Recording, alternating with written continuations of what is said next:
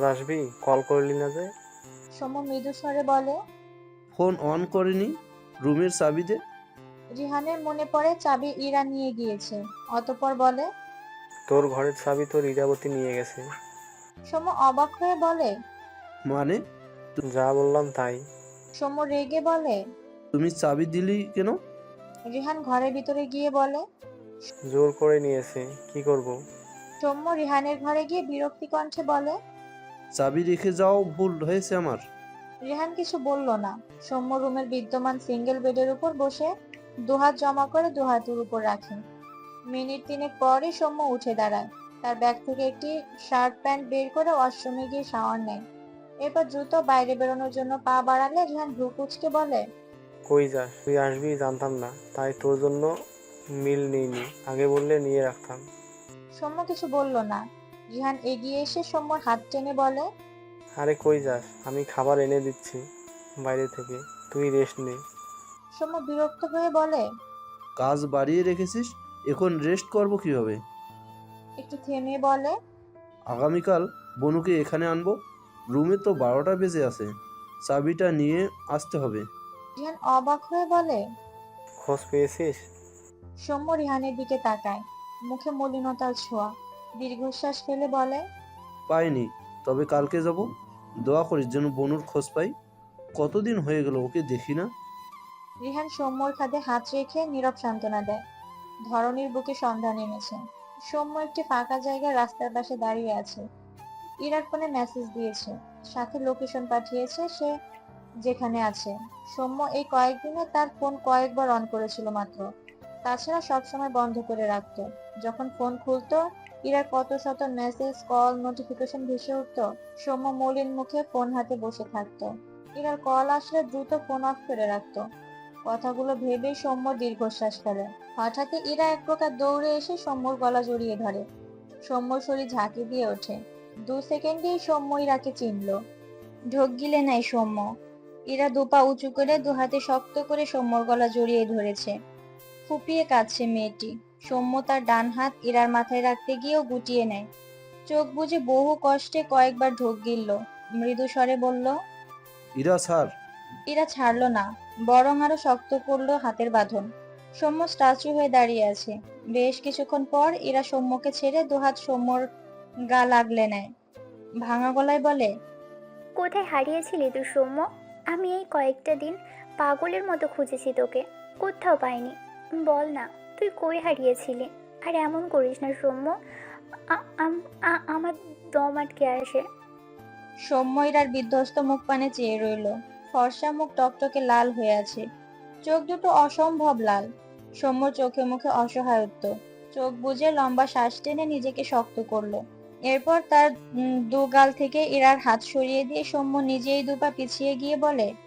তুই আমার থেকে দূরে থাকবি ইরা। আর কতবার বলবো তোকে? ইরা ঝাপসা চোখে তাকালো সৌম্যর দিকে। আবারও সৌম্যর দিকে এগিয়ে গিয়ে করুণ কণ্ঠে বলল। আমি তোকে খুব ভালোবাসি সৌম্য, কেন বুঝেও বুঝিস না তুই? সৌম্য মৃদু স্বরে বলে। কারণ আমি তোকে ভালোবাসি না। কথাটা শুনতে ইরা দুহাতে সৌম্য শার্টের কলার ধরে চেঁচিয়ে বলে।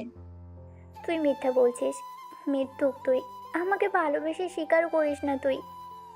সৌম্য ঢোক গিলে ইরার দুহাত তার কলার থেকে ঝাড়া মেরে সরিয়ে দিয়ে শক্ত কণ্ঠে বলে। ভালোবাসি না আমি তোকে, বাসি না, ভালোবাসি না, বুঝলি তুই? ইরা কান্না মাখা চোখে সৌম্যকে দেখলো। মাথা নিচু করে আশেপাশে কিছু খুঁজলো। ম্যাচ থেকে আনা সৌম্য সেই ডায়েরি যেটা সে সাথে এনেছিল হাতেই ছিল। পড়ে গিয়েছে হয়তো। রাস্তা থেকে ডায়েরিটি কুড়িয়ে নিয়ে সৌম্যর দিকে ধরে বলে। এবারও মিথ্যা বলবি? সৌম্য ইরার হাতে তার কেনা ছোট্ট ডায়েরিটি দেখে ঢোক গিলল। তেমন কিছুই লেখা নেই, আবার আছেও। প্রথম পাতায় লেখা আছে। ইরাবতী, আমার লাইফের সবচেয়ে বড় মিথ্যা কথা শুনবি। তোকে একটুও ভালোবাসি না ইরাবতী। ডায়েরির একদম শেষ পাতায় লেখা। ইরাবতী, তুই আমার নয়, তাই তোকে নিয়ে লেখার দুঃসাহস দেখাতে পারলাম না। ডায়েরির পাতাগুলো তবে ফাঁকাই থাকলো, ঠিক যেভাবে সৌম্যর হৃদয় ইরাবতীবিহীন শূন্য থাকবে। এরা কান্না মাখা গলায় বলে। কেন অস্বীকার করিস সৌম্য? আমার কিছু চাই না, শুধু তুই আমাকে তোর সাথে রেখে দে না সৌম্য। সৌম্য ঝাপসা চোখে ইরা চোখের দিকে তাকিয়ে রইল। হঠাৎই উল্টো ঘুরে দ্রুত পায়ে সামনের দিকে হাঁটতে থাকে। এরা ভ্রু কুঁচকে তাকিয়ে রইল। প্রায় মিনিট 5 পর সৌম্য একটি লাইটার কিনে আনে। এরা কিছু বোঝার আগেই সৌম্য ইরার হাত থেকে ডায়েরিটা কেড়ে নিয়ে লাইটারের সাহায্যে ডায়েরিতে আগুন জ্বালিয়ে দেয়। ইরা ব্যাপারটা বুঝতে পেরে দৌড়ে গিয়ে ডায়েরিটা নিতে চায়। তার আগেই সৌম্য সেটি দূরে ছুঁড়ে ফেলে। ইরা সেদিকে দৌড় দিতে গেলে সৌম্য বাঁ হাতে ইরার ডান হাত টেনে ধরে। এরপর বাঁ হাতে ইরার মুখ তার দিকে ফিরিয়ে শক্ত কণ্ঠে বলে, এই ডায়েরিটা যেভাবে পড়ছে ঠিক সেভাবেই তোর প্রতি আমার ভালোবাসা পুড়ে ছাই হয়ে গিয়েছে। এবার আমাকে ভুলে যা ইরা। বলতে গিয়ে আর বলতে পারলো না সৌম্য। গলা ধরে আসে তার। ইরা টইটুম্বুর আঁখিতে দৃষ্টি মিললে সৌম্য ডান দিকে ঘাড় ফিরিয়ে চোখ বুজে নেয়। ইরা দুহাত সৌম্যর গালে রেখে তার দিকে ফিরিয়ে ভাঙা গলায় বলে, তুই মিথ্যা বলছিস সৌম্য। আমার কিচ্ছু চাই না। আমি তোর সাথে টিনের ঘরে থাকবো। তুই আমাকে 3 বেলা খেতে দিতে না পারলেও আমি একটু অভিযোগ করব না। তুই যেভাবে রাখবি আমি সেভাবেই থাকবো। আমি মধ্যবিত্ত সৌম্যর বউ হয়ে পুরনো ছেঁড়া শাড়ি পরবো। বিশ্বাস কর, আমার একটুও কষ্ট হবে না। তুই আমাকে শুধু একটু ভালোবাসবি সৌম্য। সৌম্য শক্ত হয়ে দাঁড়িয়ে রইল, চোখ খুলল না। এরা আবারও সৌম্যর গলা জড়িয়ে ধরে কান্নামাখা গলায় বলে, বল না সৌম্য, আমার ভালোবাসবি তুই? সৌম্য চোখ বুজে রেখে দৃঢ় কণ্ঠে বলে। পারবো না। ইরা সৌম্যর কথা শুনে কাঁদতে কাঁদতে সৌম্যর পায়ের কাছে বসে পড়ে। দু হাতে সৌম্যর বাম পা আঁকড়ে ধরে সৌম্যর উরুতে কপাল ঠেকিয়ে ফুপিয়ে কাঁদতে কাঁদতে বলে, আমায় ফিরিয়ে দিস না সৌম্য। আমি আমি তোকে ছাড়া মরে যাবো রে। তোর ভালোবাসা ছাড়া আমি বাঁচতে পারবো না। চল না সৌম্য, আমরা বিয়ে করে নিই। কথাগুলো বলে আর ফুপিয়ে কাঁদতে থাকে। সৌম্য নড়লো না একটুও, একটি টু শব্দও করলো না। বুকের হাড়গুলো সব যেন একসাথে চেপে আসছে। সৌম্যর নিঃশ্বাস নিতে কষ্ট হয়, দম বন্ধ লাগছে তার। বন্ধ চোখের পাতা বেয়ে নোনা জল গড়িয়ে পড়ার আগেই সৌম্য ডান হাতে শার্টের হাতা দিয়ে চোখ মুছে নেয়। চোখ খুলে অন্ধকার আকাশ পানে তাকায়। দৃষ্টিজোড়া আবারও ঝাপসা ঠেকলো। ভেতর থেকে একটি করুণ সুরে বাক্য বেরিয়ে আসে, এই সমাজে সৌম্যদের ভালো থাকে যে মানায় না ইরাবতী। সৌম্য নিজেকে সামলে নেয়। দু হাতের মাঝে তার মুখ রেখে কয়েকবার দীর্ঘশ্বাস ফেলে। ঝাপসা চোখ জোড়া কয়েকবার জ্বলে স্বাভাবিক করে নেয়। এরপর ইরার সামনে হাঁটু মুড়ে বসে পড়ে। ইরা মাথা নিচু করে ফোপাচ্ছে। সৌম্য মৃদু স্বরে ডাকে, ইরাবতী। ইরার দম বন্ধ লাগলো। এই ডাক ডেকে সৌম্য তাকে ভুলে যেতে বলে। সে কি করে পারবে? সৌম্যর ইচ্ছে করলো তার ইরাবতীকে জড়িয়ে নিয়ে মাথায় হাত রাখতে, কিন্তু সেই ইচ্ছে যে বামুন হয়ে চাঁদ ধরার মতো। জড়িয়ে ধরতে না পারলেও দুহাতে ইরার মুখ আগলে নেয় সৌম্য। ইরার মুখ উঁচু করে ইরার কান্নারত মুখ পানে অসহায় চোখে তাকালো। ইরার বন্ধ চোখের পাতা বেয়ে অনবরত নোনা জল গড়িয়ে পড়ছে। সৌম্য দুহাতে ইরার দুগাল মুছে দিয়ে ঢোক গিলে বলে, ইরাবতী, কান্না থামাও। এরা শুনলো না সৌম্যর কথা। সৌম্য মলিন গলায় বলে, ইরাবতী, কাঁদলে আমার ভীষণ বুক ব্যথা করে। ইরা আরো ফুপিয়ে ওঠে। সৌম্য আবারও অসহায় কণ্ঠে বলে, কান্না থামাবি না ইরাবতী? ইরা চোখ মেলে তাকায় সৌম্যর দিকে। দুগাল নোনতা জলে ভেজা। সৌম্য মৃদু স্বরে বলে, অনেক ভালোবাসিস আমাকে। ইরা ভাঙা গলায় বলে, অনেক ভালোবাসি। আমার একটা কথা রাখবি? ইরা চুপ থাকলো। সৌম্য আবারও বলে, রাখবি? ইরা সৌম্যর কথার পিঠে বলে, তবে তুই আমাকে ভালোবাসবি সৌম্য? সৌম্য মলিন হেসে বলে। বাসবো।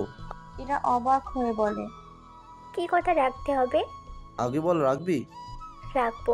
সৌম্য চোখ বুঝলো। গলায় কিছু বিঁধলে যেমন কথা বের হয় না, সৌম্যর তেমন কথা বের হতে চায় না। দুবার ঢোক গিলল ছেলেটা। ইরার গাল থেকে হাত সরায়নি এখনো। ইরা অবাক হয়ে চেয়ে আছে। সৌম্য দুবার দীর্ঘশ্বাস ফেলে চোখ মেলে। ইরার দিকে তাকিয়ে ভারী গলায় বলে, এবার তুই বিয়ে করে নে ইরাবতী। তোর বিয়ের বয়স অনেক আগেই পেরিয়ে গেছে, আর দেরি করা ঠিক হবে না। আমি তো তোকে গ্রহণ করতে পারবো না ইরাবতী। তবে কেন তোর এই অপেক্ষা? একটু বলে থামলো সৌম্য, আটকে রাখা শ্বাস ফেলে। এরপর বলে, আমি চাই তোর খুব সুন্দর একটা সংসার হোক, সেই ঘরে একটি ছোট ইরাবতী আসুক। সেই ছোট ইরাবতী যেন রাজকন্যার মতো বড় হয়। আমার সাথে তোকে জড়িয়ে নিলে ছোট ইরাবতী রাজকন্যা তো দূরে, রাজ্যের দাসীও হতে পারবে না।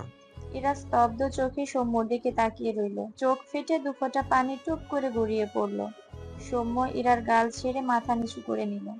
ইরা থেমে থেমে বলে, তুই যে বললি আমাকে ভালোবাসবি, সৌম্য কিছু বলল না। ইরা আবারও বলে, আমি অন্য কাউকে বিয়ে করে নিব। আর তুই? সৌম্য ভারী গলায় বলে। আমিও বিয়ে করে নেব। ইরা সৌম্যর দিকে চেয়ে রইল। মেয়েটির চোখ জোড়া আবারও ভিজল, কিন্তু তার গড়িয়ে পড়ল না। ইরা বোধহয় দিল না। নির্জীব চোখে চেয়ে রইল সৌম্যর পানে। প্রায় 10 মিনিটের মতো সৌম্য মাথা নিচু করে থাকলো, আর ইরা স্তব্ধ চোখে সৌম্যর পানে চেয়ে রইল। এরপর সৌম্য মাথা উঁচু করে তাকায়। ইরার পোশাকের দিকে নজর পড়ল। পরনে একটি থ্রি পিস, গলায় ওড়না ঝোলানো। সৌম্য অবাক হলো। ইরা থ্রি পিস আছে কিনা সৌম্যর সন্দেহ। অনেক আগে ইরাকে জিজ্ঞেস করেছিল। ইরা, তুই মেয়েদের পোশাক পরিস না কেন? উত্তরে ইরা বলেছিল, ওর শাড়ি, থ্রি পিস এসব পরলে দম বন্ধ লাগে। সৌম্য ইরাকে কিছু বলতে গিয়েও আর বলেনি, নিজেকে গুটিয়ে নিত। ইরা তো তার নয়। হয়তো ইরার এরকম কারোর সাথে বিয়ে হবে যে ইরাকে এসব পোশাকই পরতে বলবে। আজ হঠাৎ ইরার গায়ে থ্রি পিস দেখে সৌম্য অবাক হয়। দীর্ঘশ্বাস ফেলে ইরার গলায় ঝোলানো ওড়নাটা পিছন থেকে নিয়ে মাথায় টেনে দেয়। ইরা মলিন মুখে সৌম্যর দিকে চেয়ে আছে। সৌম্য ইরার মাথায় ওড়না টেনে হাত সরিয়ে নেয়। এরপর মৃদু স্বরে বলে, লাস্ট একটা চাওয়া, এইভাবে চলাফেরা করার চেষ্টা করিস, যদি পারিস। ভালো লাগে দেখতে। কথাটা বলেই সৌম্য উঠে দাঁড়ালো। ঝাপসা চোখ জোড়া নিয়ে বারবার এদিক ওদিক করে আর পলক ঝাপটায়। এরপর পকেট থেকে ফোন বের করে ইরার বাবাকে কল করে এই জায়গাটি আসতে বলে দেয়। এরপর ইরাকে ধরে দাঁড় করায়, কিন্তু সৌম্য ইরার দিকে আর তাকালো না, আর ইরা সৌম্যর দিক থেকে দৃষ্টি সরালো না। প্রায় 20 মিনিট পর ইশতিয়াক আহমেদ সৌম্যর বলা জায়গাটিতে আসে। সৌম্য ইরার বাবাকে দেখে বলে, আপনার মেয়ে নিয়ে যান। ইশতিয়াক আহমেদ ইরাকে এখানে দেখে অবাক হয়, সাথে রেগেও যায়। ইরার উদ্দেশ্যে শক্ত বাণী ছুড়ে দেয়। এসো, তোমার পাক কাটবো আজ। ইরা তার বাবার কথা শুনলো, কোনো প্রতিক্রিয়া দেখালো না। সৌম্য মৃদু স্বরে বলে, আমার ঘরের চাবিটা। ইরা মাথা নিচু করে রাস্তা থেকে তার ছোট্ট ব্যাগ কুড়িয়ে নেয়। ব্যাগের ভেতর থেকে চাবি বের করে সৌম্য দিকে বাড়িয়ে দিলে সৌম্য মাথা নিচু করে চাবিটা নিল ইরার হাত থেকে। ইশতিয়াক আহমেদ ইরার হাত শক্ত করে ধরে উল্টো দিকে এগিয়ে নিয়ে যায়। ইরা তার বাবার সাথে পা মেলায়, তবে মাথা পিছন দিক থেকে ঘুরিয়ে রেখেছে, দৃষ্টি সৌম্যর পানে। ইশতিয়াক আহমেদ দাঁড় করিয়ে রাখা গাড়ির পাশে গিয়ে গাড়ির দরজা খুলে দেয়। ইরা ডান দিকে ঘাড় বাঁকিয়ে সৌম্যর দিকে তাকিয়ে। ইশতিয়াক আহমেদ মেয়ের কাণ্ডে প্রচন্ড রাগান্বিত। ধমকে বলে, গাড়িতে ওঠো। এরা এবারেও তার বাবাকে কিছু বলল না। সৌম্যর দিকে দৃষ্টি রেখে আওয়াজ করে বলে, 25 বছরের মেয়ে হয়ে 15 বছরের মেয়ের মতো পাগলামি করে তোকে অনেক বিরক্ত করেছি। পারলে ক্ষমা করিস সৌম্য। ভালো থাকিস। কথাটা বলেই সৌম্যর চোখে দৃষ্টি রেখে মলিন হাসল ইরা। এতক্ষণে বহু কষ্টে জমানো অশ্রু গাল বেয়ে গড়িয়ে পড়ল। ইরার সময় নষ্ট না করে গাড়িতে উঠে বসে। ইশতিয়াক আহমেদ গাড়ির দরজা লাগিয়ে ড্রাইভিং সিটে গিয়ে বসে গাড়ি স্টার্ট দেয়। সৌম্য ঝাপসা চোখে চেয়ে রইল ইরাদের গাড়ির দিকে। গাড়িটি ধীরে ধীরে মিলিয়ে যায়। এতক্ষণ তার ইরাবতীর কান্না যতটা না তাকে পোড়াচ্ছিল, ইরা শেষ কথাটার সাথে ওই হাসিটুকুও যেন সৌম্যর হৃদয় পুড়িয়ে ছাই করে দিতে উদ্যত হলো। সৌম্য প্রায় 40 মিনিটের মতো স্ট্যাচু হয়ে দাঁড়িয়ে রইল। শরীরে যেন কোনো শক্তি পাচ্ছে না। কয়েক পা পিছিয়ে আসলে একটি গাছ হাতের কাছে পেয়ে বা হাতে গাছটি আঁকড়ে ধরে। মাথা নিচু করে কয়েকবার ঢোক গিলল। চোখ বুজে কম্পিত কণ্ঠে বিড়বিড় করে, ইরাবতী, এবার তবে সত্যি ভুলে যাবে আমায়? একটু পর আবারও একই স্বরে বিড়বিড় করে, সৌম্য কখনো ইরাবতীকে ছাড়া অন্য কোনো নারীর কথা কল্পনাও করে না, ভবিষ্যতও করবে না। কিন্তু তুই আজ আমার মন কেন পড়লি না ইরাবতী? সৌম্য আরো 10 মিনিটের মতো গাছে হাত ঠেকিয়ে দাঁড়িয়ে রইল। এরপর উল্টো ঘুরে এলোমেলো পায়ে হাঁটতে থাকে। প্রায় 20 মিনিট হাঁটলে মেন রোডে গিয়ে ওঠে। রোডের ধার দিয়ে হাঁটতে থাকে। কিছুক্ষণ পর সৌম্য রাস্তার ধারে বসলো। দুহাতে মাথার চুল টেনে ধরলো। বাচ্চাদের মতো কাঁদতে পারলে হয়তো বুকের জ্বলনিটা একটু কমতো, কিন্তু কাঁদতে পারে না তো। রিহান এদিক দিয়ে হেঁটে যাচ্ছিল, টিউশনে গিয়েছিল হয়তো। রাস্তার পাশে সৌম্যকে বসে থাকতে দেখে এগিয়ে গিয়ে চিন্তিত কণ্ঠে বলে, সৌম্য, কি হয়েছে তোর? এখানে এভাবে বসে আছিস যে? রেহানের কণ্ঠে সৌম্য মাথা তুলে তাকায়। সৌম্যর চোখ জোড়া অসম্ভব লাল। রিহান অবাক হয়, নিচু হয়ে বলে। সৌম্য বোবা চোখে চেয়ে রইল রিহানের দিকে। রিহান বোধহয় বুঝলো। মনে পড়লো সৌম্য ইরার থেকে চাবি নিতে বেরিয়েছিল। দীর্ঘশ্বাস ফেলে উল্টো ঘুরে একটি রিকশা দাঁড় করায়। এরপর সৌম্যকে টেনে রিকশায় উঠিয়ে সেও সৌম্যর পাশে উঠে বসে। রিকশা চলতে শুরু করে। সৌম্য নির্জীব চোখ জোড়া আকাশ পানে নিবদ্ধ করে রেখেছে। রিহান বলে, এতবার ফিরিয়ে না দিয়ে মেনে নিতে না হয়, আর কত কষ্ট দিবি নিজেকে। সৌম্য একটু হেসে প্রাণহীন স্বরে বলে, আল্লাহ আমাকে না পাওয়ার স্বাদ গ্রহণ করার ভাগ্য নিয়ে দুনিয়াতে পাঠিয়েছে। পেয়ে গেলে তো ভাগ্যের সাথে মিলবে না। রিহান কিছু বলল না। সৌম্যর মায়ের কথা ভীষণ মনে পড়ল। মায়ের কোলে মাথা রেখে তার খুব বদ অভ্যাস ছিল। মা তাকে এই বদ অভ্যাস করে দিয়ে এক রাতের আধারে চিরদিনের জন্য হারিয়ে গেল। আজও তার মাথা ব্যথা করছে। তার জন্য কোথাও সুখ লেখা নেই। মা থাকলে মাথায় একবার হাত বুলালে একটুখানি আরাম পেত বোধ হয়। বনু থাকলেও চুল টেনে দিত, কিন্তু তার তো কেউ নেই। সৌম্য আকাশপানে চেয়ে ঝাপসা চোখে বিড়বিড় করলো। মা একবার আসবে? এরা সিটে হেলান দিয়ে চোখ বুজে আছে। গাড়ি জানালা খোলা। মৃদু হাওয়ায় ওড়নার ফাঁকে চুলগুলো উড়ছে। এরার কানে দুটো বাক্য বারবার প্রতিধ্বনিত হচ্ছে। এবার তুই বিয়ে করে নে ইরাবতী, আমিও বিয়ে করে নেব। সৌম্য এতদিন শুধু তাকে বিয়ে করে নিতে বলতো, আর আজ সে নিজেও অন্য মেয়েকে বিয়ে করে নিতে চাইল। তার সৌম্য অন্য মেয়েকে বিয়ে করতে চায়, এটা ভাবতেই এরা নিঃশ্বাস নিতে কষ্ট হয়। ভালোবাসা বুঝি এমনই হয়। বাবার ডাকে এরা চোখ মেলে তাকায়। গাড়ির দরজা খুলে দাঁড়িয়ে আছে ইশতিয়াক আহমেদ। এরা ডান হাতে চোখের কোণে লেগে থাকা পানির কণা মুছে নিল। এরপর গাড়ি থেকে বেরিয়ে বাড়ির ভেতরে যায়। দরজা খোলাই ছিল। এরার মা এরাকে এমন বিধ্বস্ত অবস্থায় দেখে এগিয়ে এসে বলে, কোথায় গেছিলি মা? এরা মায়ের দিকে তাকায় একবার। এরপর উল্টো ঘুরে তার বাবার দিকে চেয়ে মৃদু স্বরে বলে, মারতে চাইলে মেরে নাও বাবা, পরে যদি সুযোগ না পাও। ইশতিয়াক আহমেদ ইরাকে ধমকানোর জন্য মুখ খোলার আগেই মেয়ের এমন বাক্যে তাকে স্তম্ভিত করে দেয়। এরা তার বাবাকে চুপ দেখে মৃদু স্বরে বলে, মুড আসছে না, প্রবলেম নেই, মুড আসলে ডাক দিও, চলে আসবো। কথাটা বলে ইরা তার ঘরে গিয়ে দরজা আটকে দেয়। কোনো দিকে তাকালো না সে। সোজা ওয়াশরুমে গিয়ে দরজা আটকে দেয়। হাতে ছোট্ট ব্যাগ, ফোন সব ছুঁড়ে ফেলে শাওয়ার ছেড়ে দেয়। ঝপঝপ করে অতিবৃষ্টির ন্যায় পানি ইরাকে ভিজিয়ে দিতে থাকে। ইরা বোধহয় বহু কষ্টে এতক্ষণ কান্না আটকে রেখেছিল। হঠাৎই দুহাতে মাথায় চুলগুলো সর্বশক্তি দিয়ে টেনে হাও মাও করে কেঁদে ওঠে। এক পর্যায়ে কাঁদতে কাঁদতে বসে পড়ে। হাঁটুতে কপাল ঠেকিয়ে কাঁদতে কাঁদতে জড়ানো কণ্ঠে বলে, আমি মরে যেতে চাই প্লিজ। আমি আমার সৌম্যর পাশে অন্য কাউকে কি করে দেখবো? আমি পারবো না, পারবো না। পরদিন ঘড়ির কাঁটায় তখন বিকাল 5টা। সকাল এসে দাঁড়িয়েছে আকাশের বাড়ির সামনে। সে গ্রাম থেকে শহরে এসেছে গত পরশুদিন। আকাশের অফিসে জয়েন করেছে গতকাল। আজ রায়ানের থেকে আকাশের বাড়ির ঠিকানা নিয়ে এখানে এসে পড়েছে। রায়ান তার বয়ফ্রেন্ড। ছেলেটা খুব সাদাসিধে, যা বোঝায় সেটাই বুঝে। সকাল মেন গেটের সামনে দাঁড়িয়ে আছে। দারোয়ান তাকে ভেতরে ঢুকতে দিচ্ছে না। সকাল অনেক অনুরোধ করে, অনেক বলে কয়ে ভেতরে ঢুকতে পেরেছে। একেবারে মিথ্যাও তো বলেনি। সন্ধ্যা তার বোন, সে হিসেবে ও এই বাড়ির আত্মীয় অবশ্যই। কলিং বেলের আওয়াজ পেয়ে আসমানি নয়ন এসে দরজা খুলে দেয়। সামনে এক অপরিচিত মেয়েকে দেখে তিনি ভ্রু কুঁচকে তাকায়। সকাল সালাম দেয় আসমানি নয়নকে। ভদ্র মহিলা সালামের উত্তর দেন। সকালের মুখে মাস্ক পরা। সে মৃদু স্বরে বলে, আন্টি আমার ওয়াশরুমে যেতে হবে, একটু হেল্প করবেন প্লিজ? নয়ন ভ্রু কুঁচকে বলে, তোমার নাম কি? সকাল বলে, হাসেন না প্লিজ আন্টি, আমার খুব আর্জেন্ট। আসমানি নন আর কিছু বললেন না। মেয়েটি হয়তো বিপদে পড়েই এসেছে, তাই তিনি সকালকে ভেতরে আসতে দিলেন। সকাল ভিতরে গিয়ে মনে মনে বিশ্ব জয় করা হাসি হাসে। তখনই সন্ধ্যা তার ঘর থেকে বেরিয়ে আসে। সকাল সন্ধ্যাকে দেখেই দাঁড়িয়ে যায়। সন্ধ্যা নিজেও সকালের দিকে ভ্রু কুঁচকে তাকালো।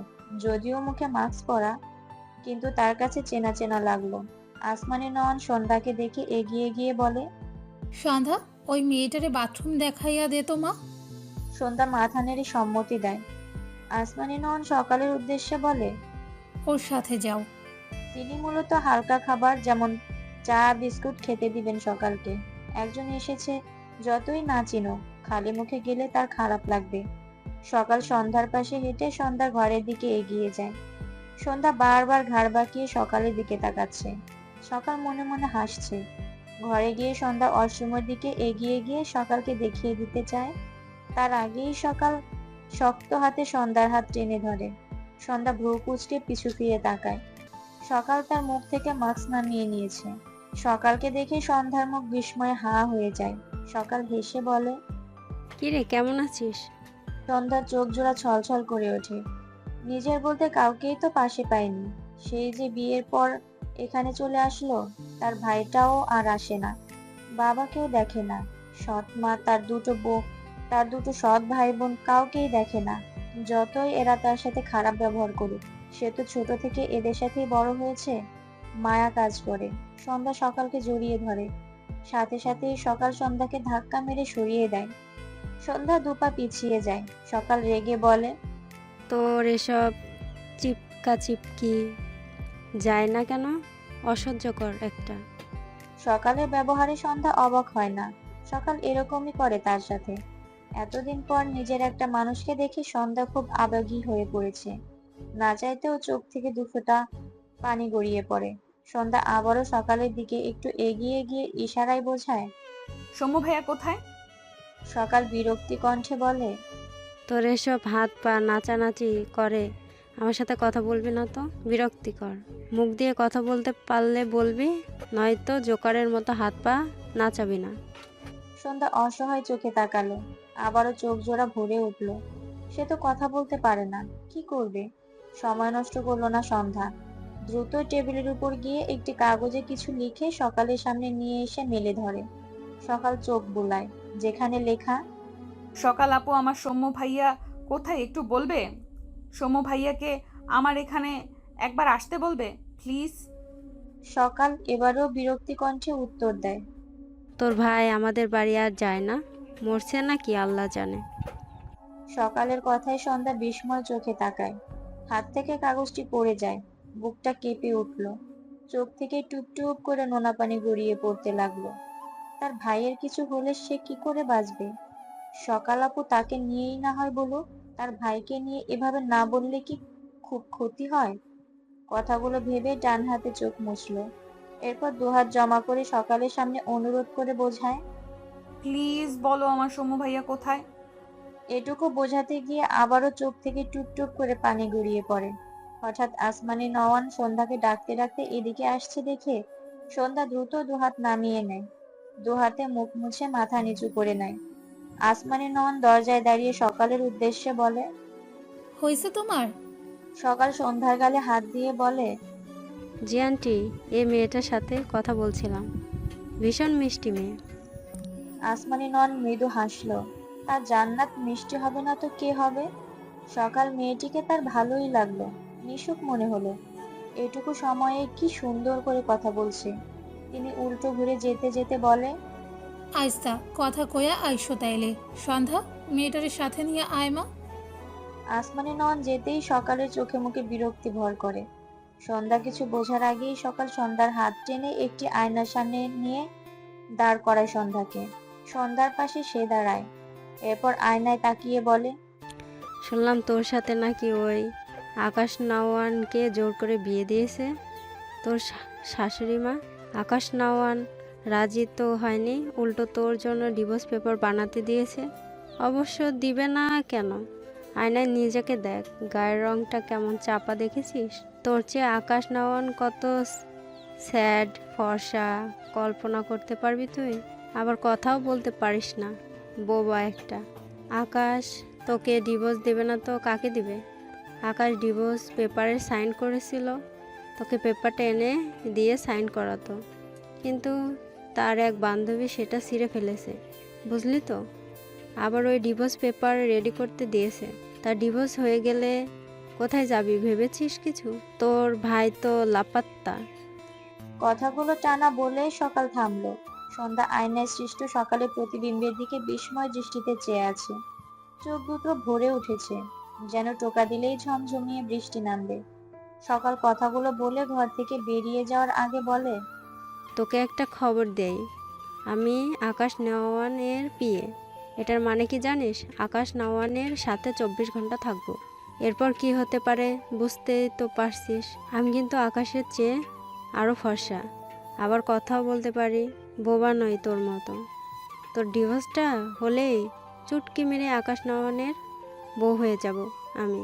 তুই কই যাবি সে চিন্তা কর তাহলে, কেমন? কথাগুলো বলেই সকাল ঘর থেকে বেরিয়ে যায়। আসমানি নয়ন সকালকে বেরিয়ে যেতে দেখে বলে, কই যাইতাছো? নাস্তা কইরা যাও। সকাল যেতে যেতে বলে, আন্টি গুরুত্বপূর্ণ একটা কাজ পড়ে গিয়েছে, আজ আসছি। কথাটা বলে দ্রুত বাড়ি থেকে বেরিয়ে যায়। সন্ধ্যা স্তব্ধ হয়ে দাঁড়িয়ে আছে। পা তোলা শক্তি পাচ্ছে না মনে হলো। দু চোখ বেয়ে ঝরঝর করে নোনা পানি গড়িয়ে পড়ে। সকালে বলা প্রতিটি কথা কানে বাজছে এখনো। সন্ধ্যা ঢোক গিলল, ধীর পায়ে ব্যালকনির দিকে এগিয়ে যায়। শরীরটা কেমন কাঁপছে মনে হলো। একটু একটু করে পা ফেলে ব্যালকনির গ্রিল ঘেঁষে দাঁড়ায়। তার ঘরের ব্যালকনি থেকে একদম সামনে থেকে সামান্য ডান দিকে মেইন গেট। গেটের ওপাশে স্পষ্ট দেখলো আকাশ দাঁড়িয়ে আছে। আকাশের পরনে সাদা পাঞ্জাবি, সাদা গ্যাবার্ডিন প্যান্ট। গত বেশ কয়েকদিন যাবৎ আকাশকে এই পোশাক পরতে দেখেছে সন্ধ্যা। হঠাৎই আকাশের সামনে সকাল দাঁড়ায়। সন্ধ্যা মলিন মুখে চেয়ে রইল, মাথাটা গ্রিলের সাথে ঠেকিয়ে আকাশ আর সকালের দিকে তাকিয়ে রইল। আকাশ আর সকালকে পাশাপাশি খুব সুন্দর মানিয়েছে। কথাটা মিথ্যা নয়, সত্যিই তাদের মানিয়েছে। দুজনের গায়ের রং কতটা উজ্জ্বল। সন্ধ্যা একবার তার হাতের দিকে তাকালো। সে শ্যামা মেয়ে, আকাশ কেন তাকে পছন্দ করবে? ছেলেরা সবসময় তাদের চেয়েও সুন্দর আর ফর্সা মেয়ে চায়, কিন্তু সন্ধ্যা তার উল্টো। কথাও বলতে পারে না সে। সে তো বোবা। কোনো সুস্থ মানুষ তাকে জীবনে ঠাঁই দিবে না, এটা সন্ধ্যা জানে। আসমানি নয়নকে কত নিষেধ করতো প্রথম প্রথম, কিন্তু সে বলতো তার ছেলে মানবে। সন্ধ্যা নিজেকে এই পৃথিবীর সবচেয়ে বড় বোকা উপাধি দিল। তার মতো বোবা অসুন্দর মেয়েকে কেউ মেনে নিবে, এই কথাটা সন্ধ্যা কিভাবে ভাবলো? এটা ভেবেই সন্ধ্যা নিজের উপর বিদ্রুপ হাসলো। আকাশ তাকে ডিভোর্স দিতে চায়, এটা শুধু কানে শুনতো। এখানে থাকতে থাকতে কখনো কখনো ভুল করে সে ভেবে ফেলেছে আকাশই তার ভবিতব্য। কত বোকা সে!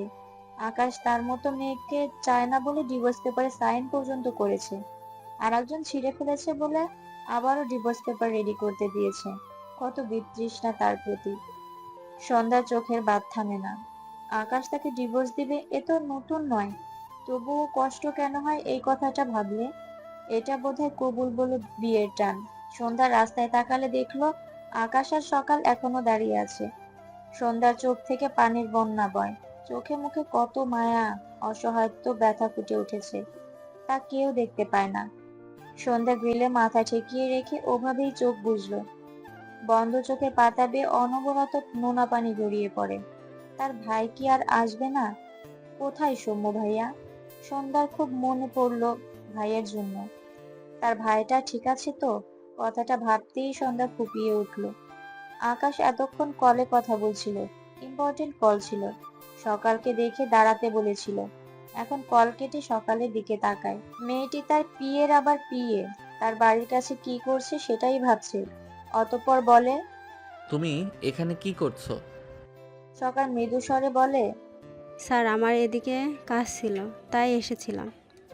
আকাশের ফোন আবারও বেজে উঠলে সকালকে হাতের ইশারায় যেতে বলে আবারও এখানে দাঁড়িয়ে কথা বলায় ব্যস্ত হয়। রাজনীতির ব্যাপার, সারাদিন বাইরে কাটিয়ে এসে ও শান্তি নেই। তবে এটাই তার স্বপ্ন। ভীষণ ভালো লাগা কাজ করে এই সাইডটায়। রিহান ন্যাস থেকে বেরিয়ে রাস্তার পাশে দাঁড়িয়েছে টিউশনে যাবে বলে। সৌম্যকে দ্রুত পায়ে এগিয়ে আসতে দেখে রিহান ভ্রু কুঁচকে তাকায়। সৌম্য রিহানের সামনে এসে দাঁড়ায়, কিছু বলতে চায়, কিন্তু আওয়াজ বের হচ্ছে না, গলা ধরে আসছে। রিহান সৌম্যর কাঁধে হাত রেখে বলে, ঠিক আছিস? সৌম্যর চোখ জোড়া ঝাপসা হয়। হঠাৎই রিহানকে জাপটে ধরে ভাঙা গলায় বলে, বনুর খোঁজ পেয়েছিস রিহান? কথাটা শুনে রিহান যেমন অবাক হলো তেমনি খুশি। সৌম্যর পিঠে দুবার চাপড় মেরে বলে, আলহামদুলিল্লাহ। সৌম্য রিহানকে ছেড়ে দুহাতে চোখ দিলে স্বাভাবিক করে নেয়। রিহান বলে, আমি যাব তোর সাথে? সৌম্য গলা ছেড়ে বলে, প্রয়োজন হলে ফোন করব। আপাতত তুই টিউশনে যা, আমি এদিকে যাচ্ছি, ওখান থেকে বেশি দূর নয়। কথাটা বলেই সৌম্য একটি রিকশা নেয় তার গন্তব্যে পৌঁছাতে। আকাশ কলে কথা বলা শেষ করে গাড়ি গ্যারেজে রেখে বাড়িতে কলিং বেল চাপলে শিমু এসে দরজা খুলে দেয়। আকাশ ভেতরে প্রবেশ করতে করতে বলে, ঘরে এক গ্লাস শরবত সহ 1 প্লেট ভাত দিয়ে যা এক্ষুনি। শিমু দরজা আটকালো। আকাশ সিঁড়ি বেয়ে উপরে উঠতে নিলে আসমানি নন কঠোর স্বরে বলে, আকাশ, দাঁড়াও। মায়ের কণ্ঠে আকাশের পা থেমে যায়। কণ্ঠস্বর বুঝতে পারলো তার মা রেগে আছে। আকাশ চিন্তিত হয়, রাগ হওয়ার মতো সে কি কিছু করেছে? সে গতকাল বৃষ্টির মধ্যে বেরিয়ে অফিসে গিয়েছিল, এরপর অফিস থেকে আনিকার বাড়িতে গিয়েছিল, সকালে সেখান থেকে আবার কাজে ছুটেছে, আজ বাড়ি ফিরলো। এজন্য রেগে আছে নাকি? ভাবনা রেখে আকাশ তার মায়ের সামনে গিয়ে বলে, কি হয়েছে মা? আসমানি নন গলা উঁচু করে সন্ধ্যাকে ডাকে। দুবার ডাকতেই সন্ধ্যা তার ঘর থেকে বেরিয়ে আসে। সামনে তাকালে আকাশের সাথে চোখাচোখি হয়। সন্ধ্যা সাথে সাথে মাথা নিচু করে নেয়। আকাশ ভ্রু কুঁচকে তাকায়। সন্ধ্যার চোখ দুটো তার কাছে অস্বাভাবিক লাল লাগলো। যদিও তার নিজের চোখ দুটো লাল, গতকাল সারা রাত ঘুম হয়নি তার। মায়ের কথায় আকাশের ধ্যান ভাঙে। তুমি ডিভোর্স পেপার সাইন করছিলা? আকাশের ভ্রু জোড়া কুঁচকে যায়। আসমানি নন উত্তরের অপেক্ষায় আকাশের পানে চেয়ে আছে। গতকাল আকাশ বাড়ি না ফেরায় আকাশের বাবা আনিকাকে কল করেছিল। আনিকা বলেছিল আকাশ তার বাড়ি। এরপর আনিকা আসমানি নয়নের সাথে কথা বলতে চাইলে তিনি বলেন, আর তখন আনিকা আসমানি নয়নকে আকাশের সেই ডিভোর্স পেপারের ব্যাপারে সবকিছু বলেন। আকাশকে চুপ দেখে আসমানি নয়ন শক্ত কণ্ঠে বলে, কি হইল, কথা কইতেছো না কেন? তুমি সন্তার জন্য ডিভোর্স পেপার বানায়া তাতে সাইন করছিলা? আকাশ বিরক্ত হয়, সাথে মায়ের অহেতুক এমন ব্যবহার, এসব প্রশ্নে রেগে যায়।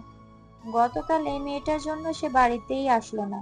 আনিকার বাড়ি গিয়ে ভাবলো ওখানে শান্তি পাবে, অথচ সে সারা রাত দু চোখের পাতা এক করতে পারেনি। মাথা ব্যথা করছে, চোখের 12টা বেজে আছে। দুদিনে এই মেয়ে তাকে পাগল বানিয়ে দিয়েছে। সে কোথাও গিয়ে শান্তি পাচ্ছে না। রাগটা সবার আগে সন্ধ্যার উপর হচ্ছে। রাগে জিদ্দে চিৎকার করে বলে, হ্যাঁ হ্যাঁ, ডিভোর্স দিতে চাই। এত জেরা করছো কেন আমাকে? আমি তো প্রথম দিনই বলে দিয়েছি আমি ওই বেয়াদব মেয়েকে ডিভোর্স দিয়ে দিব। আকাশের চিৎকারে সন্ধ্যা কেঁপে ওঠে, মাথা নিচু তার। লালিত চোখ জোড়া থেকে 2 ফোঁটা অশ্রু গড়িয়ে পড়ল।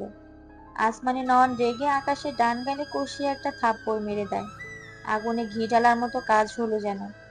আকাশ আগের চেয়েও জোরে চিৎকার করে বলে, তুমি ওই মেয়েটার জন্য বারবার আমার গায়ে কেন হাত তোলো? হ্যাঁ, কথাটা বলে উল্টো ঘুরে হাতের কাছে একটা ফুলদানি পেয়ে ছুঁড়ে মারে। ফুলদানিটি সন্ধ্যার পাশ ঘেঁষে ভেঙে চুরমার হয়ে যায়। সন্ধ্যা মাথা তুলল না, নড়লও না। মাথা নিচু নীরবে অশ্রু বিসর্জন দেয়। আজ কেন যেন তার আর বাঁচতে ইচ্ছে করছে না। শিমু দৌড়ে সন্ধ্যার পাশে এসে দাঁড়ায়। শিমুর মা তার বোনকে আগলে নেয়। আসমানি নয়ন ঝাপসা চোখে ছেলের পানে চেয়ে আছে। আকাশ চোখ বুজে রেখে জোরে জোরে শ্বাস ফেলছে। আসমানি নয়ন নীরবে তার ঘরে গেলেন। কয়েক সেকেন্ডের মাঝেই আবার বাইরে বেরিয়ে এলেন তার ফোন হাতে। এরপর কাউকে কল করে ফোন লাউডে দেয়। কয়েক সেকেন্ডেই কল রিসিভ হয়। আসমানি নয়ন সালাম দিয়ে বলেন, ভাইজান, ডিভোর্স পেপার কবে দিতে পারবেন যেন বলছিলেন? ওপাশ থেকে উত্তর আসে 15 দিন পর। আসমানি নওয়ান বলে, আসমানি নয়ন আর ফোনের ওপাশের ব্যক্তির কথোপকথনে প্রত্যেকে বিস্ময় দৃষ্টিতে তাকায় ভদ্র মহিলার দিকে। সবচেয়ে বেশি অবাক হয় আকাশ। সে বাকহারা হয়ে তার মায়ের দিকে চেয়ে আছে। সন্ধ্যা এবারও মাথা তোলেনি। মেয়েটি আজ যে পরিমাণ কেঁদেছে, এত কান্না যে কবে কেঁদেছে তার মনে পড়ে না। চোখ দুটো ব্যথা করছে, তবুও চোখের বাঁধ থামলো না মেয়েটির। আসমানি নয়ন কল কেটে দেয়। গতকাল আনিকার কাছে সব শোনার পর সাথে সাথেই তিনি নিজেই আকাশের বাবার পরিচিত লোকের সাথে কথা বলে সব ব্যবস্থা করতে বলেন। ভদ্র মহিলা দীর্ঘশ্বাস ফেলে আকাশের উদ্দেশ্যে বলেন, আমার জান্নাত ফেলনা নয়, তোমার ডিভোর্সের ব্যবস্থা আমি নিজেই কইরা দিলাম। কথাটা বলে আসমানি নয়ন তার ঝাপসা চোখ জোড়া ডান হাতে মুছে নেয়। আকাশ ঢোক গিলল। সামনে দাঁড়ানো সন্ধ্যার দিকে একবার তাকালো, যার মাথা নিচু। সন্ধ্যাকে দেখতে পায় না আকাশ। বেশ কিছুক্ষণ পর সন্ধ্যার দিকে দৃষ্টি রেখে মৃদু স্বরে বলে, আমাকে বোঝার জন্য থ্যাঙ্কস মা, অনেক বড় উপকার করলে। এবার আমি এই যন্ত্রণা থেকে মুক্তি পাবো। সন্ধ্যা কান্নার তোড়ে কেঁপে ওঠে, ডান হাতে পরনের শাড়ি খামচে ধরে। হঠাৎই বাড়ির কলিং বেল বেজে উঠলে আসমানি নয়ন নিজেকে সামলে এগিয়ে গিয়ে দরজা খুলে দেয়। সৌম্য আসমানি নয়নকে দেখে মৃদু স্বরে সালাম দেয়। আসমানি নয়নের চোখে মুখে কিছুটা বিস্ময়। সেভাবেই সালামের উত্তর নিলেন। সৌম্য সাথে সাথে বলে, খালাম্মা, এই বাড়িতে কি সন্ধ্যা নামে কেউ আছে?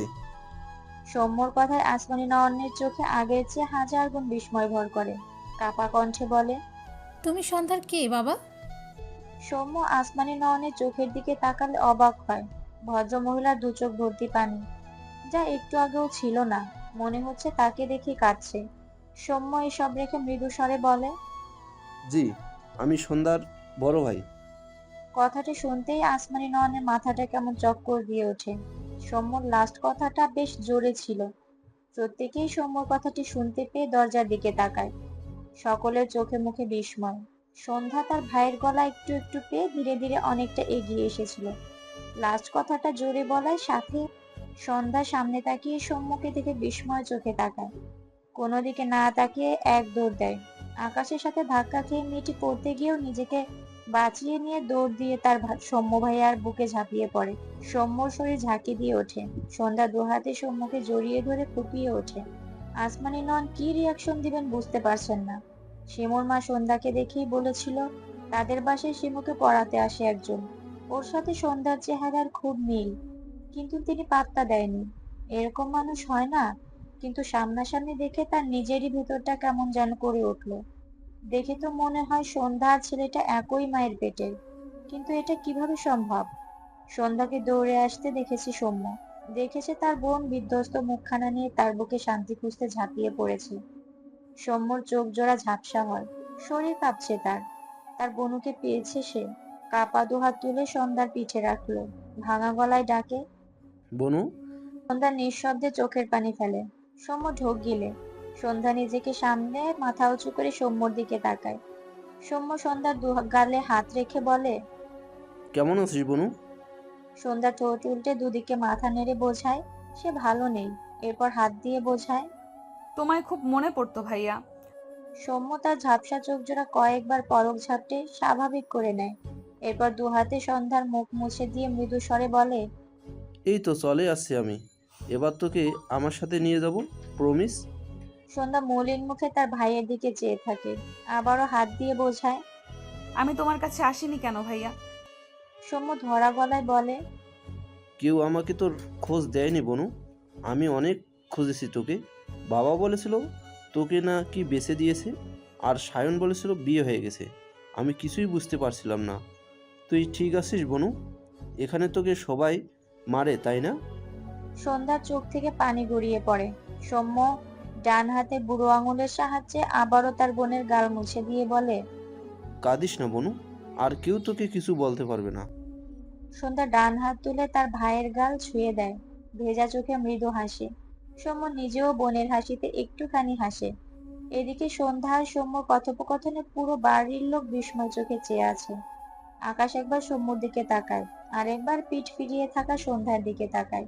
সৌম্য সন্ধ্যার ভাই, সন্ধ্যা তার ভাইকে কতটা ভালোবাসে এই আন্দাজ আকাশ একটু হলেও করতে পারে। বেশ কয়েকবার সে দেখেছে। সৌম্যর বলা তোকে সবাই মারে বাক্যটি শুনে আকাশ ঢোক গিলল। তার মনে পড়ল সন্ধ্যাকে সে প্রথম দিন থাপ্পড় মেরেছিল। সে তো জানতো না মেয়েটি কথা বলতে পারে না। সে ভেবেছিল মেয়েটি ভালো নয়, এজন্যই তার কথার উত্তর দিচ্ছে না। হঠাৎ হঠাৎ রাগে কি করে নিজেই বুঝতে পারে না সে। সন্ধ্যাকে সে নিজ জীবনে চায় না, এটা সত্য। তবে সন্ধ্যাকে ভালো মেয়ে হিসেবে চেনার পর সেই প্রথম থাপ্পড় মারার জন্য নিজের কাছে নিজেকে অপরাধী লাগে। কিন্তু সরি বলার স্বভাব নেই তার, এজন্য এতদিনও বলতে পারেনি। তবে আজ সৌম্যর কথায় আবারও পুরনো অপরাধবোধ জাগলো। সৌম্য মাথা তুলে সামনে তাকালে হঠাৎ আকাশকে দেখে বিস্ময় চোখে তাকায়। আকাশ আর সৌম্যর চোখাচোখি হয়। সৌম্যর বিস্ময় মনে প্রশ্ন জাগে, আকাশ এখানে কেন? এটা কি আকাশের বাড়ি? তার বোন এখানে কেন? তবে কি আকাশের সাথে তার বোন? কথাটা মাথায় আসতেই সৌম্য আগের চেয়েও বিস্ময় চোখে তাকায়। আকাশ তাদের ভার্সিটিতে খুবই চেনা একটা মুখ, যাকে নিয়ে বেশিরভাগ সময় কোনো না কোনো বিষয় নিয়ে কথা হয়। আর সেখান থেকে কানে কানে সৌম্য একবার শুনেছিল আকাশ বিয়ে করেছে, কিন্তু বউ মানে না। সৌম্য কখনো ভার্সিটিতে গিয়ে কারোর সাথে বসে গল্প করেনি, করলে হয়তো আরো কিছু জানতো। সে উপর থেকে এটুকুই জেনেছিল, কারো ব্যক্তিগত ব্যাপার নিয়ে নাড়াচাড়া করতে সৌম্য পছন্দ করে না। সৌম্য ঢোক গিলল। এরপর সন্ধ্যার হাত ধরে আকাশের সামনে গিয়ে দাঁড়ায়। অতঃপর বলে, আপনার সাথে আমার বোনুর বিয়ে হয়েছে আকাশ ভাইয়া। আকাশ সৌম্যর পাশে দাঁড়ানো সন্ধ্যার পানে তাকালো। সন্ধ্যার মাথা নিচু। তার ভাইয়ের কথা সে ভীষণ অবাক হয়। আকাশকে তার ভাই কিভাবে চেনে? প্রশ্নটি মাথায় আসলেও সন্ধ্যা মাথা তুলল না। সৌম্যর মনে পড়ে তার কাছে প্রথম দিন পাঠানো ভিডিওটির কথা, যেখানে তার বোনকে কেউ সর্বশক্তি দিয়ে থাপ্পড় দিয়েছিল, আর তার বোন হুমড়ি খেয়ে পড়ে গিয়েছিল, অসহায় হয়ে কাঁদছিল। সৌম্যর নিঃশ্বাস ভারী হলো কথাগুলো ভেবে। আকাশের উদ্দেশ্যে আবারও বলে, কিছু বলছেন না কেন ভাইয়া? আকাশ দৃষ্টি ঘুরিয়ে সৌম্যর দিকে চেয়ে ছোট করে বলে, হয়েছে। সৌম্য সাথে সাথে প্রশ্ন করে, আমার বোনকে মেরেছিল? আকাশ অবাক হয়। সন্ধ্যাকে সে প্রথম রাতে একটি থাপ্পড় মেরেছিল, এরপর আর থাপ্পড় মারেনি। কিন্তু এই কথা সৌম্য কিভাবে জানলো? আকাশ বুঝলো না, তবে খুব স্বাভাবিকভাবে উত্তর দেয়। আমি মেরেছিলাম। কথাটি শুনতেই সৌম্য যেমন অবাক হয়, তেমনই প্রচন্ড রাগ হয়। সন্ধ্যার হাত ছেড়ে দুহাত মুষ্টিবদ্ধ করে নেয়, আর একটু এগিয়ে এসে আকাশের চোখে চোখ রেখে রাগান্বিত স্বরে বলে, আপনার সাহস কি করে হয় আমার বোনের গায়ে হাত তোলার? সৌম্যর ব্যবহার আকাশের একটুও ভালো লাগলো না, তার আত্মসম্মানে লাগলো। যেখানে তার সাথে দেখা হলে সৌম্যরা তাকে সালাম না দিলে এটা তাদের অপরাধ হিসেবে গণ্য হতো, আর আজ সৌম্য তার সাথে উঁচু গলায় কথা বলছে। সে অনুতপ্ত ছিল সন্ধ্যাকে একটি থাপ্পড় দেওয়ার জন্য, কিন্তু সৌম্যর এরকম ব্যবহারে আবারও হঠাৎ মাথাটা গরম হয়ে যায়। ডান হাতে সৌম্যর কাঁধে ধাক্কা দিয়ে রেগে বলে, সৌম্য, গলা নামিয়ে কথা বলো, ভুলে যাবে না আমি তোমার ভার্সিটির বড় ভাই। ধাক্কা খেয়ে সৌম্য দুপা পিছিয়ে যায়। রাগের মাত্রা আরো বাড়লো। ভুলে যায়নি আকাশ তার ভার্সিটির বড় ভাই। সে তো তার বাবাকে কথা শোনাতে ছাড় দিত না তার বোনের জন্য, আর এখানে আকাশ বাইরের এক বড় ভাই, সে ছাড় দিবে? কোনো প্রশ্নই আসে না। সৌম্য এগিয়ে এসে দুহাতে আকাশের পাঞ্জাবির কলার ধরে শক্ত কণ্ঠে বলে, আর আপনি ভুলে যাবেন না আমি সন্ধ্যার বড় ভাই। আকাশের চোখে মুখে ক্রোধ জমা হয়। সৌম্য শার্টের কলার ধরে শক্ত করে বলে, কাজটা ঠিক করলে না সৌম্য। সৌম্য রাগান্বিত স্বরে বলে, ঠিক বেঠিক আমি জানি মিস্টার আকাশ। কথাটা বলে হঠাৎই আকাশের গাল বরাবর একটা ঘুষি মেরে দেয়। আকাশের মুখ ডান দিকে হেলে যায়। রাগে শরীর কাঁপছে তার। বাড়ির সকলে বিস্ময় দৃষ্টিতে চেয়ে আছে। সন্ধ্যা চোখ বড় বড় করে চেয়ে আছে। কি হচ্ছে এসব? শিমুর মাথা ঘুরছে। তার স্যার সন্ধ্যার ভাই, তারপর আবার আকাশকে মারলো। শিমুর মা বাকহীন হয়ে চেয়ে আছে। আসমানি নন একবার তার ছেলের দিকে তাকায়, আর একবার সৌম্যর দিকে তাকায়। দ্রুত পায়ে এগিয়ে আসেন তিনি। সন্ধ্যাকে এগোতে দেখে থেমে গেলেন তিনি। সন্ধ্যা তার ভাইকে ঠেলে সরায় আকাশের থেকে। আকাশ সৌম্যর দিকে তেড়ে যায়। সৌম্যকে ঘুষি মারার জন্য হাত উঠালে সন্ধ্যা দ্রুত সামনের দিকে ফিরে আকাশের বুকে দুহাতে ধাক্কা দেয়। এরপর দুহাত জমা করে অনুরোধ করে যেন তার ভাইকে না মারে। আকাশ শীতল দৃষ্টিতে তাকায় সন্ধ্যার দিকে। সৌম্য রাগান্বিত স্বরে বলে, বনু তুই সর, এই লোকটার বাইরে ভালো সেজে আছে আর ঘরের অসহায় একটা মেয়েকে মারধর করে। আকাশ ক্রোধান্বিত চোখে তাকায় সৌম্যর দিকে। দৃষ্টি নামিয়ে সন্ধ্যার দিকে তাকালে দেখলো মেয়েটি এখনো তার দিকে অসহায় দৃষ্টিতে চেয়ে আছে। আকাশ সন্ধ্যার দিকে চেয়েই তার মুষ্টিবদ্ধ হাত নামিয়ে নেয়। মৃদু স্বরে বলে, তোমার ভাইকে থামতে বলো সন্ধ্যা, আমি রেগে যাচ্ছি। আমি ওকে ধরলে তোমার ভাইকে বাঁচাতে পারবে না। আকাশের কথাগুলো না ছিল রাগ, না ছিল ক্রোধ, যেন কাউকে বুঝিয়ে বলছে। সন্ধ্যার চোখ থেকে টুপ করে দুফোঁটা পানি গড়ালো। দ্রুত উল্টে ঘুরে সৌম্যর দিকে তাকায়। দুহাতে সৌম্যর গাল ধরে তার দিকে ফেরায়, ইশারায় বোঝায়, উনি ভালো মানুষ ভাইয়া, তুমি প্লিজ রাগ করো না, আমাকে তোমার সাথে নিয়ে চলো প্লিজ। সৌম্য সন্ধ্যা প্রতিটি মনোভাব খুব নিখুঁতভাবে বুঝতে পারে। আকাশের বুঝতে কষ্ট হলেও বুঝলো। অবাক হলো তাকে ভালো বলায়। সৌম্য আকাশের দিকে চেয়ে বলে, ভালো মানুষরা কখনো মেয়েদের গায়ে হাত তোলে না, বুঝলি বনু? আর তারা বিয়ে করে বউকে না মানার জিকির করে না। আকাশ সৌম্যর দিকে বিস্ময় দৃষ্টিতে তাকায়। সৌম্য চোখে মুখে এখনো রাগ। আকাশের দুহাত নিষ্পিস করছে, কিন্তু সে মারছে না কেন সৌম্যকে? সন্ধ্যা নিষেধ করলো বলে? এই মেয়েটা মাত্র কয়েকদিনে তার জীবনের সমীকরণটাই যেন পাল্টে দিয়েছে।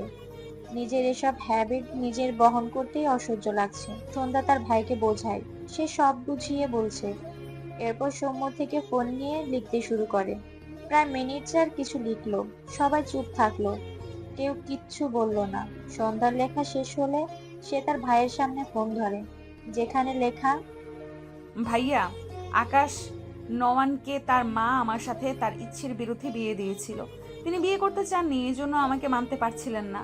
আর উনি জানতেন না আমি কথা বলতে পারি না। উনি আমাকে প্রশ্ন করেছিল, কথা বলতে পারি না তো, আর ভয় পাচ্ছিলাম বলে হঠাৎ ইশারায় দেখাতে পারছিলাম না। তাছাড়া উনি কেন যেন আমাকে লোভী ভাবতেন। সব মিলিয়ে রেগে মেরেছিল। এরপর আর মারেনি। উনি আমাকে অনেকবার সাহায্য করেছিল ভাইয়া। তুমি ওনাকে কথা শুনিও না, মেরো না। তাছাড়া তুমি ভাবো, আমাকে যদি একটি বোবা কালো ছেলের সাথে বিয়ে দেওয়া হয় না জেনেও, তবে তার রিয়েকশন কেমন হবে? তবুও উনি আমাকে অনেক সাহায্য করেছে। আমি অনেকবার বিপদে পড়েছি, উনি আমাকে বিপদে ফেলে চলে যায়নি। তুমি আর ঝামেলা করো না ভাইয়া, আমাকে তোমার সাথে নিয়ে চলো প্লিজ সৌম্য ভাইয়া। লেখাগুলো পড়েই সৌম্য নির্বাক হয়ে চেয়ে থাকে সন্ধ্যার দিকে। সন্ধ্যার চোখের কোণে পানি। তার বোন উদাস সে জানে, কিন্তু মিথ্যা বলে না এটাও জানে। আকাশের সাথে জোর করে বিয়ে দিয়েছে, আর তার বাবা মাই বা কি স্বার্থে বিয়ে দিল? সৌম্য আকাশের দিকে তাকালে দেখলো আকাশ ভ্রু কুঁচকে তার দিকেই চেয়ে আছে। সৌম্য ঢোক গিলল, এরপর সন্ধ্যার গালে হাত দিয়ে মৃদু স্বরে বললে, নিয়ে যাবো বনু, আর কখনো তোকে একা রেখে যাব না। আসমানি নন পাশ থেকে প্রশ্ন করে। তুমি সন্ধ্যার আপন ভাই? সৌম্য আসমানি ননকে উত্তর করে। জি, কেন? আসমানি নন একটু চুপ থেকে বলে, আমি জানি তুমি সন্ধ্যার সৎ ভাই। সন্ধ্যাকে এইখান থেকে কোথাও নিয়ে যাইতে পারবা না। সৌম্য শিমু আর শিমুর মাকে দেখেছে, একটু অবাক হলেও বুঝেছে এদের আত্মীয়। আর আসমানি নওয়ানকে দেখে বুঝেছে ভদ্র মহিলা আকাশের মা হবেন। তাছাড়া আর কেউ তো নেই। অবাক হয়ে বলে, কেন পারবো না? আকাশ ভাইয়া তো আমার বোনকে স্ত্রী হিসাবে মানে না। আসমানি নওয়ান বলেন, কারণ সন্ধ্যারে আমি তোমার নিকম হারাম বাপের থেকে কিনা আনছি। 15 লাখ টাকা গুইনা দিয়ে আইছি।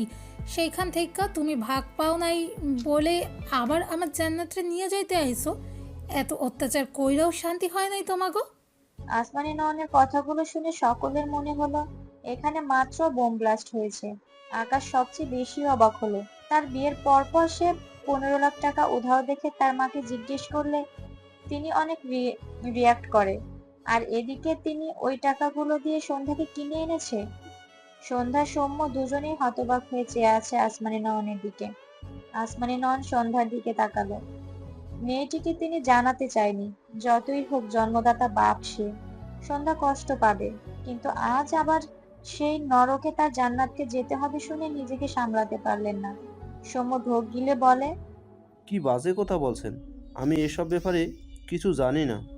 সন্ধ্যা ডান হাতে সৌম্যর শার্ট খামচে ধরলো, মাথা উঁচু করে সৌম্যর দিকে তাকায়, চোখ জোড়া ছলছল করে ওঠে।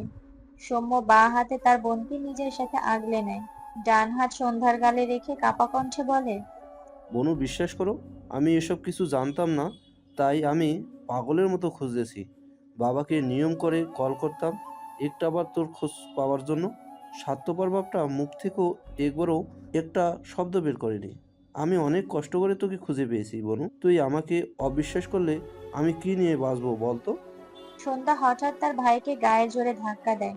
সৌম্য অবাক হয়ে তাকায়, চোখ জোড়া ভরে ওঠে, থেমে থেমে ডাকে। বনু। সন্ধ্যার চোখ থেকে পানি গড়িয়ে পড়ে। সৌম্যর উপর তার খুব রাগ হয়। তার ভাই কি পাগল? সন্ধ্যা তার ভাইকে অবিশ্বাস করবে এটাও সম্ভব? সৌম্য তার ব্যাপারে এমন চিন্তা কি করে করে যে সন্ধ্যা তার ভাইকে ভুল বুঝবে? তার তো এটা ভেবে খারাপ লাগছে তার নিজের বাবা তাকে কিভাবে বেঁচে দিয়েছে। সন্ধ্যা দু হাতে চোখ মুছে ইশারায় বোঝায়, আমি তোমাকে অবিশ্বাস করছি, এটা তুমি ভাবো কিভাবে ভাইয়া?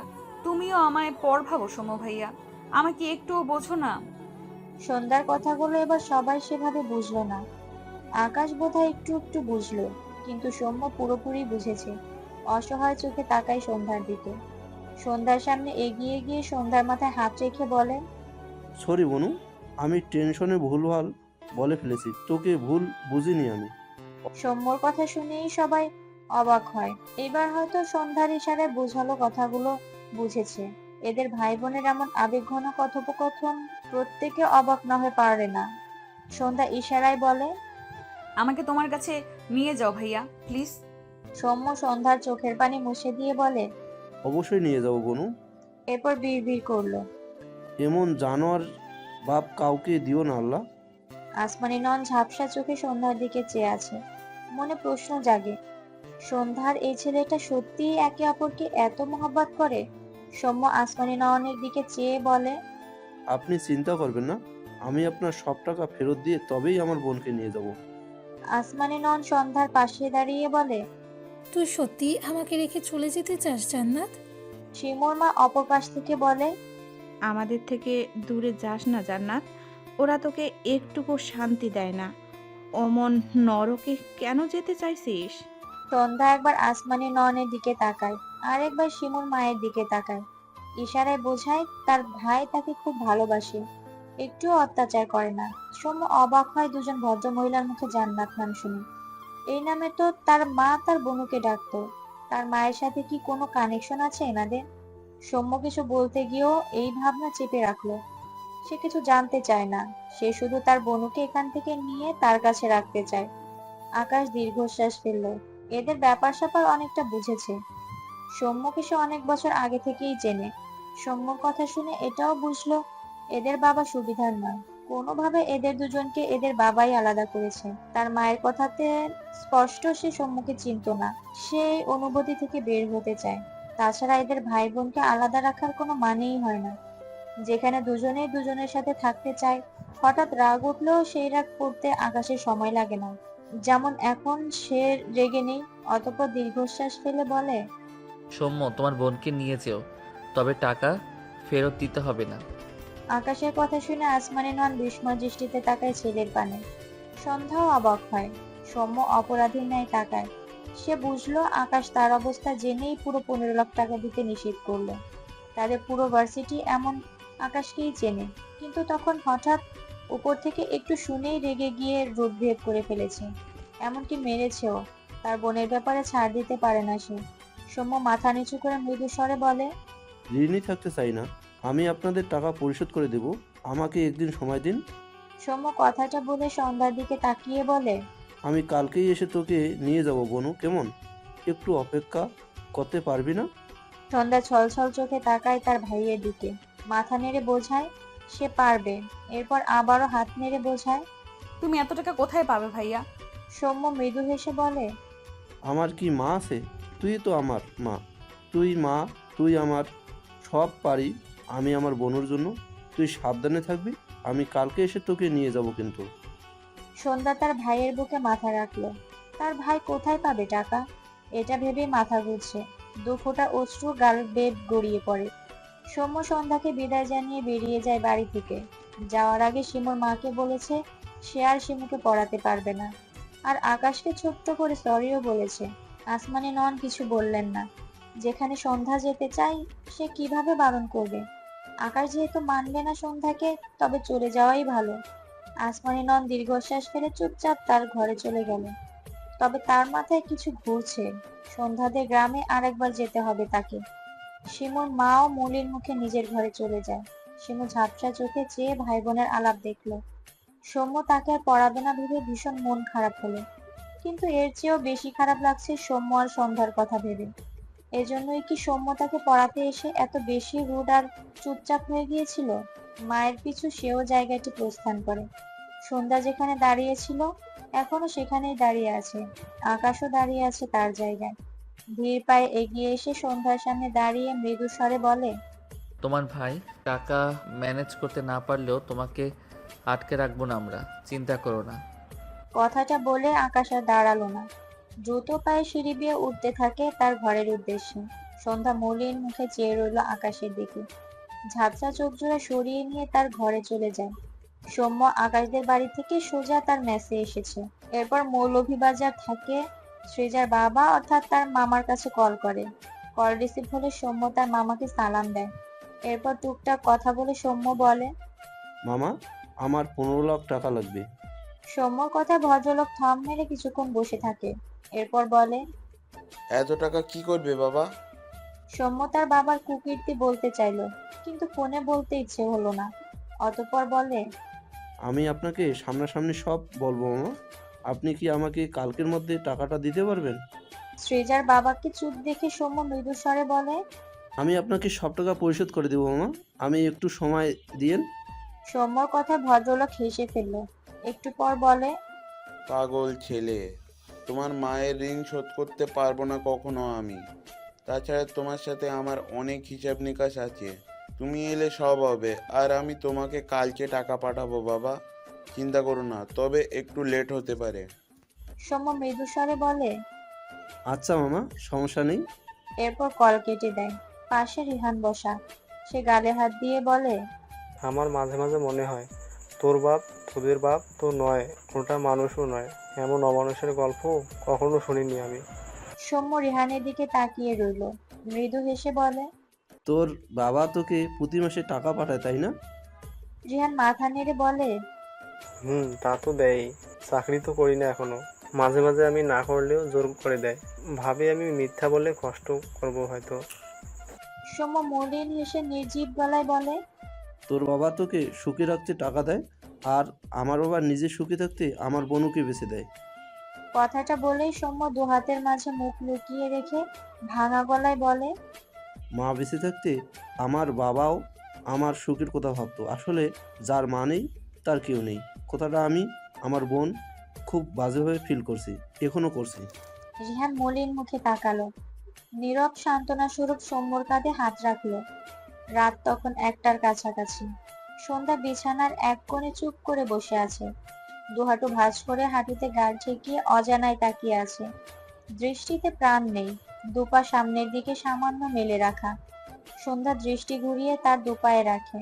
আকাশে দেয়া নূপুর পড়েছিল সেদিন, আর খোলা হয়নি। সন্ধ্যা বেশ কিছুক্ষণ দুহাতে নূপুর দুটি নাড়ালো। ঠোঁটের কোণে মলিন হাসি ফুটলো। সময় নষ্ট না করে নূপুর দুটি পা থেকে খুললো। এরপর বিছানা থেকে নেমে টেবিলের কাছে গিয়ে চেয়ারে বসে একটি প্যাডে সময় নিয়ে কিছু লিখলো। শেষ দুটি শব্দের উপর ডান চোখ থেকে টুপ করে এক ফোঁটা পানি পড়ে। সন্ধ্যা ঢোক গিলে দু আঙুলের সাহায্যে লেখাটির উপর থেকে পানির কণা ছিটকে ফেলে। এরপর কাগজটি 4 ভাঁজ করে ডান হাতের মুঠোয় নেয়, আর নূপুর দুটি বক্সের ভিতর ঢুকিয়ে বা হাতে বক্সটি নিয়ে ঘর থেকে বের হয়। সবাই ঘুমিয়েছে হয়তো। সন্ধ্যা ধীরে ধীরে এগিয়ে যায়। পুরো বাড়ি জুড়ে মৃদু আলো ঘুরছে, যার ফলে সন্ধ্যার হাঁটতে খুব বেশি সমস্যা হলো না। একটি একটি করে সিঁড়ির ধাপ পেরিয়ে আকাশের ঘরের সামনে গিয়ে দাঁড়ায়। ভাবলো দরজা হয়তো লাগানো, তাই ছোট্ট চিরকুট আর নূপুরের বক্স দরজার কাছেই রেখে যাবে। কিন্তু কি যেন ভেবে বা হাত দরজায় রাখলে ঘরের দরজাটি কিছুটা আলাদা হয়ে যায়। সন্ধ্যা ঢোক গিলল। ঘরের ভিতরে জিরো লাইট জ্বলছে মনে হলো। সন্ধ্যা বেশ কিছুক্ষণ চুপচাপ দাঁড়িয়ে রইল। সিদ্ধান্তহীনতায় ভুগছে সে। ভেতরে যাবে নাকি এখানেই রেখে চলে যাবে? অবশেষে ভাবলো ঘরে গিয়ে রেখে আসবে। এরপর দরজা ঠেলে ধীরে ধীরে ভেতরে প্রবেশ করে। আকাশ বিছানার এক কোণে জড়সড় হয়ে শুয়ে আছে। মৃদু আলোয় সন্ধ্যা হালকা অস্পষ্ট আকাশকে দেখলো। ভয়ে ভয়ে এগিয়ে গিয়ে আকাশের পাশে গিয়ে দাঁড়ায়। জিরো লাইটে মৃদু নীল আলোয় আকাশের শুভ্র মুখটা জ্বলজ্বল করে। আকাশের পরনে সেই সাদা পাঞ্জাবি। সন্ধ্যা মলিন হাসলো। গত কিছুদিন যাবৎ আকাশকে বেশিরভাগ সময় সাদা পাঞ্জাবিতে দেখেছে সে। প্রথম শার্ট প্যান্টে দেখেছিল, এরপর সাদা পাঞ্জাবি। সন্ধ্যার আকাশকে ভালো লেগেছে এই পোশাকে, সে জানে না কেন। সন্ধ্যা ধীরে ধীরে মেঝেতে বসে পড়ে। আকাশের মাথার কাছে বসেছে সে। আকাশের ঘুমন্ত মুখ মানে চাইলো সন্ধ্যা। চোখের কোণে পানি জমতে শুরু করে। এক পর্যায়ে চোখ থেকে টপ টপ করে পানি গড়িয়ে পড়ে। আজকের রাতটাই এই বাড়িতে শেষ রাত তার। আর কখনো আকাশকে তার দেখা হবে না। কি করে দেখা হবে? এমনিতেও আকাশ তাকে ডিভোর্স দিয়ে দিবে। কথাটা ভাবতেই সন্ধ্যার দম বন্ধ লাগলো। সন্ধ্যার খুব বলতে ইচ্ছে করলো, আমাকে আপনার ভীষণ ভালো লাগে জানেন। কবুল বলছি বলে হয়তো। আচ্ছা, আপনিও তো আমায় কবুল বলে বিয়ে করেছেন, তবে আপনার মাঝে কবুলের প্রভাব একটুখানিও কেন পড়লো না? মনে মনে কথাগুলো আওড়িয়ে সন্ধ্যা ফুপিয়ে ওঠে। তার হাতের নূপুরের বক্সটির দিকে তাকালো। নূপুরটি তার খুব পছন্দ হয়েছিল। নূপুর সুন্দর বলে পছন্দ হয়েছে এমন নয়, বরং নূপুর দেয়ার মানুষটি কবুল বলে বিয়ে করা স্বামী বলে ভালো লেগেছিল। খুব ইচ্ছে জেগেছিল এই নূপুর দুটি তার কাছে অতি যত্নে রাখতে। কিন্তু যে মানুষটা তাকে ভুল করেও একটুখানি চায় না, তার থেকে মুক্তি পেতে কতই না চেষ্টা যাক, সে কি করে তার দেওয়া জিনিস নিজের কাছে রাখবে? সন্ধ্যা নিজেকে সামলে নেয়। বাঁ হাতের কাছে একটি ছোট্ট বেডসাইড টেবিলের উপর হাতে চিরকুট, তার উপর নুপুরের বক্সটি রাখে। এরপর আকাশের ঘুমন্ত মুখ পানে তাকায় আবারও। মেঝে থেকে উঠে দাঁড়ায়। উল্টো ঘুরে যেতে নিলে বাঁ হাতে টান পড়ায় সন্ধ্যা সাথে সাথে উল্টো ঘুরে তাকায়। আকাশ ঘুমু ঘুমু চোখে সন্ধ্যার পানে চেয়ে আছে। সন্ধ্যা ঢোক গিলল, চোখে মুখে ভীতি। আকাশ ঘুম জড়ানো কণ্ঠে বলে, আমার ভীষণ মাথা ব্যথা করছে, চুলগুলো একটু টেনে দিবে?